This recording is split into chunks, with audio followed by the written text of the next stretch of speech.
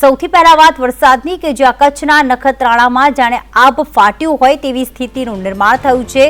નખત્રાણાની અંદર 4 કલાકની અંદર 6 ઇંચથી પણ વધુ વરસાદ વરસતા હાલમાં સમગ્ર નખત્રાણામાં જળબંબાકાર જેવી સ્થિતિ છે। નદીઓ અને વોકળામાં પૂરની સ્થિતિ છે। નદીઓ બે કાંઠે વહેતી થતા તેના પાણી ગ્રામ્ય વિસ્તારમાં પણ ઘૂસી આવ્યા છે।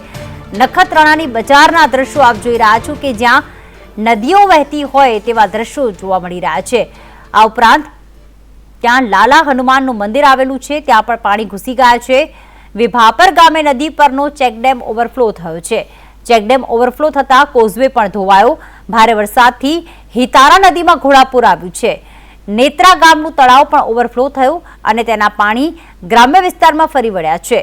નખત્રાણાના આ દ્રશ્યો આપ જોઈ રહ્યા છો કે જ્યાં એક હનુમાનનું મંદિર આવેલું છે તે પણ પાણીમાં ગરકાવ। નદી વહેતી હોય રસ્તા ઉપર તેવા દ્રશ્યો જોવા મળી રહ્યા છે, કારણ કે 4 કલાકની અંદર 6 ઇંચથી પણ વધુ વરસાદ કચ્છના નખત્રાણામાં થયું છે। ચેકડેમ ઓવરફ્લો થયા છે। જે બે ગામને જોડતો કોઝવે હોય છે તે પણ પાણીમાં ગરકાવ થઈ ગયું છે અને લોકોના જનજીવન પર ખૂબ મોટી અસર થઈ છે, કારણ કે ગામને જોડતો જે શહેર અને ગામને જોડતો જે મુખ્ય રસ્તો હોય છે તે પણ પાણીમાં ગરકાવ થતા ક્યાંક બહાર જવાનો રસ્તો પણ હાલમાં બંધ થઈ ગયો છે। અને આપ જોઈ રહ્યા છો સીધા દ્રશ્યો કે જ્યાં મુખ્ય બજાર હોય, ઘર હોય, ત્યાં પાણી ભરાઈ ગયા છે। લોકોની ઘર વખરી પણ ક્યાંક પાણીમાં તણાઈ રહી છે।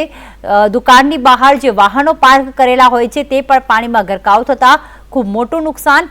હાલમાં સૌરાષ્ટ્ર, દક્ષિણ ગુજરાત અને કચ્છના કેટલાક જિલ્લામાં રેડ એલર્ટ આપવામાં આવ્યું છે, ત્યારે કચ્છના નખત્રાણામાં 4 કલાકની અંદર 6 ઇંચથી વધુ વરસાદ ખાબક્યો।